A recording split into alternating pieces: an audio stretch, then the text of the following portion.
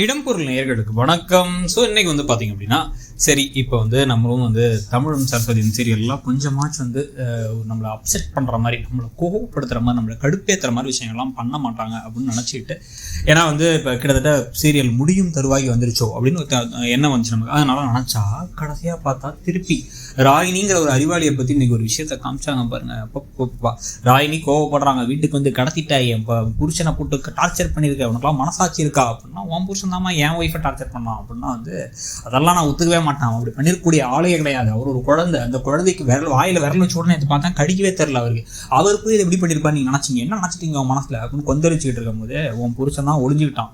அவன் ஒளிஞ்சுக்கிட்டதான் விஷயம் அப்படின்னா அவங்க எல்லாத்துக்கும் தெரியுமா.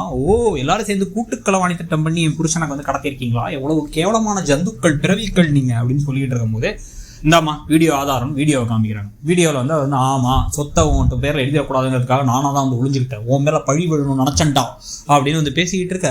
பார்த்துக்க, இதுதான் உன் புருஷனோட லட்சணம். அவனே போய் ஒளிஞ்சுக்கிட்ட இடத்த கண்டுபிடிச்சி தான் அவனை கொண்டு திருப்பி நான் அவனை பத்திரமா சேர்த்தேன். ஆனால் சேர்க்கறதுக்கு முன்னாடி அவனை காரமாக சாப்பிட வச்சேன், அவ்வளோதானே தவிர வேற எதுவும் நான் பண்ணல. அவனை கொண்டு போய் கடத்தி கொண்டு போய் நான் அடைச்சி வைக்கலாம், அவனே போய் தான் ஒளிஞ்சுக்கிட்டான் அப்படின்னு சொன்ன உடனே எவ்வளோ பெரிய ஒரு விஷயம் அது. தன்னுடைய கணவர் தானே போய் ஒளிஞ்சுக்கிட்டு சொத்துக்காக இப்படி பண்ணியிருக்காரு, ஏற்கனவே சொத்துக்காக பண்ணியிருக்காருங்கிறது மூளையுள்ள யாரா இருந்தாலும் யோசிப்பாங்கல்ல. அப்போ ஆக்சுவலாக என்னன்னா ராகினிக்கே அந்த சொத்தை அனுபவிக்க பிடிச்சிருக்கு. இந்த பக்கமும் சொத்து வேணும், அந்த பக்கம் அம்மா அப்பா இடம் கொடுக்கணும், ஃபங்க்ஷன்லாம் வந்துடணும். ஆனால் அதே சமயத்தில் தேவையில்லாமல் ஏதாச்சும் புருஷன் சொல்லக்கூடாது அப்படின்னு ஒரு முடிவில் தான் இருப்பாங்க போல. நேராக கிளம்பி வீட்டுக்கு போகிறாங்க.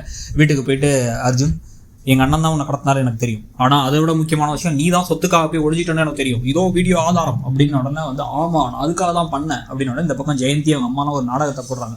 ஏண்டா அப்படி பண்ண, எதுக்குடா அப்படி பண்ண, இப்படி பண்ணியிருக்கேடா அப்படின்னா நான் தான் ஐடியா கொடுத்தேன் அப்படின்னு இந்த பக்கம் பரமன் வேற பேசுகிறேன். உடனே சட்டக்காலரை பிடிச்சி இவங்க சொல்லுங்க அர்ஜுன் சொல்லுங்க, சொத்து தான் அவ்வளோ முக்கியமாயிடுச்சா, நான் பதறிக்கிட்டு இருந்தேன், என் பிள்ளையை காணாமே, என் பிள்ளையை நானும் கையில் வச்சுட்டு உங்களுக்கு ஏதோ ஆயிடுச்சோன்னு நினச்சிக்கிட்டு இருந்தேன், சொத்துக்காக இவ்வளோ பண்ணியிருக்கீங்க, அப்போ சொத்து தான் உங்களுக்கு முக்கியமா அப்படின்னா ஆமாம் நீ சொத்தை பற்றி மட்டும் யோசிக்கிறேன், ஆனால் சொத்து எனக்கு வேணா நான் அதையே ஓன் பேர்ல எழுத போறேன் அப்படின்னு ஒரு வசனத்தை பேசிட்டு நான் என்ன விஷயம் அப்படின்னா, எங்க அப்பா என் அக்கா 2 உயிர் போயிருக்கு, அந்த உயிருக்கான போனதுக்கான தண்டனை அவங்க அனுபவிக்கணும், நீ போய் அவங்களுக்கு திருப்பி சொத்தை கொடுத்தலாம்னு நினைச்சேன், சொத்தை அவங்கள்ட்ட கொடுத்தனா அந்த தண்டனை என்ன வருது அப்படின்னு கேட்ட உடனே ஒரு திரு முடிக்கிறாங்க. பாத்தியா இப்ப நீ யோசிக்கிற பாத்தியா, அதுதான் முக்கியம், இப்படியே இரு அப்படின்ட்டாங்க. ஸோ இதுக்கு பிறகு இங்கே வீட்டில் பார்த்தீங்கன்னா நாளைக்கு கேஸ் நடக்க போகுதுன்னா கேஸ் முடிஞ்சிருமா அப்படின்னா அது ராகினி இல்லை நானே திருப்பி கொடுத்துறேன்னு சொன்னாதான் உண்டு அப்படின்னா அவள் எப்படி சொல்லுவா, ஏற்கனவே டார்ச்சர் வேற பண்ணிட்டோன்னு வேற தெரிஞ்சிருச்சு, எல்லா கடுப்போடையும் சேர்த்து வச்சு எதுவும் இப்போ பண்ண மாட்டா அப்படின்னு பேசிட்டு இருக்காங்க. பேசிட்டு இருக்கும் போதே இப்போ இந்த டார்ச்சரே பண்ணாமல் முதல் நாள் ஒரு உள்ளர போகும்போதே ஒரு வீடியோவை கொண்டு போய் காமிச்சிருந்தாங்கன்னு வச்சுக்கோங்களேன், தமிழ் கொண்டு போய் காமிச்சிருந்தாருன்னா இவ்வளோ கேவலமாக அர்ஜுன் நடந்துட்டாருன்னு சொல்லிட்டு எதையோ ஒன்று சமாளிச்சு ஒருவேளை இவங்க கொடுத்துடலாம் சொத்தன்னு கூட நினச்சிருப்பாங்க. டார்ச்சரை பண்ணி இன்னும் வேற கெடுத்து விட்டாரு தமிழ், வேற அறிவாளித்தனமாக ஏதோ பண்ணுறதா நினச்சிட்டு.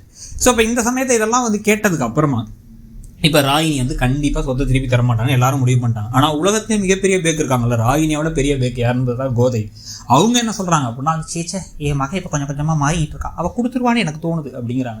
லூசாமா நீ அப்படின்னு பார்த்தாரு கார்த்தி ஒரு பார்வை. அடுத்த நாள் அங்கே போயிட்டு கேஸ்க்காக வெயிட் பண்ணிருக்கும் போதே இவங்களோட நமக்கு என்ன பேச்சு அப்படின்னு வேகமாக உள்ளார போகிறாங்க பரமன், அர்ஜுன், ராகினி எல்லாம். பாத்தியா எப்படி போகிறான்ட்டு, போன வாரம் தான் நம்ம புது வீட்டுக்கு போகிறத விட்டுட்டு இவளுக்கு ஹாஸ்பிட்டல் வச்சு கொடுத்தோம், சரியான மட்டிங்க நம்ம அப்படின்னு தலையில் அடிச்சுக்கிட்டு இருக்காங்க. ஆனால் அதையும் எதுவும் பண்ண போகிறது இல்லை. சரியான ஒரு முட்டாள் குடும்பம் தான் அந்த குடும்பம். உள்ளார கேஸ் நடக்குது. அர்ஜுன் அடுத்தவங்க சொத்துக்கணும் ஆசைப்படுறவர் இல்லை அப்படின்னு டேய் நீயாடான்னு கடுப்பாகிறாரு கார்த்திக். ஜட்ஜு வார்னிங் கொடுக்குறாரு. அதுக்கப்புறம் எங்க வீட்டில இருந்த சொத்தை பறிச்சுட்டாங்க இவங்க, அந்த சொத்து தான் இது அப்படின்னு சொல்லி திருப்பி அர்ஜுன் சொல்றதுக்கும் கடுப்பாகி இப்போ எந்திரிச்சு நின்று நடேசன் கோவப்படுறாரு.